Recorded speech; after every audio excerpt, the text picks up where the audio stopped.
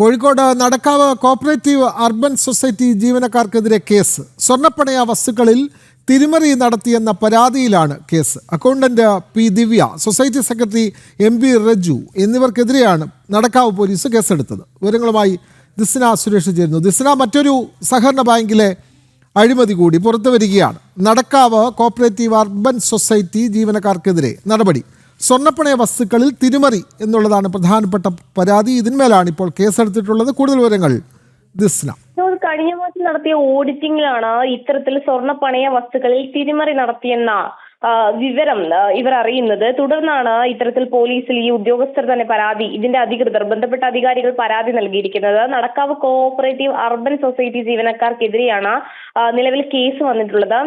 ഇതിൽ 48 പാക്ക് സ്വർണത്തിൽ കുറവ് വന്നിട്ടുണ്ട് എന്നൊരു കണക്കാണ് പുറത്തു വന്നിരിക്കുന്നത്. കൂടാതെ തന്നെ 7-ലധികം പുതിയ പാക്കറ്റുകൾ ഈ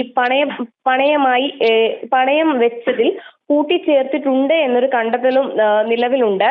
എന്തായാലും ഓഡിറ്റ് നടത്തിയപ്പോഴാണ് ഇത്തരത്തിൽ സ്വർണ്ണ പണ്ടങ്ങളിൽ കുറവ് കണ്ടെത്തിയത്. അതിനെ തുടർന്നാണ് ഇത്തരത്തിലൊരു പരാതി നൽകിയിരിക്കുന്നത്. വിശ്വാസവഞ്ചന വകുപ്പ് പ്രകാരമാണ് നടക്കാവ് പോലീസ് ഇപ്പോൾ കേസ് എടുത്തിട്ടുള്ളത്. വിനോദ്.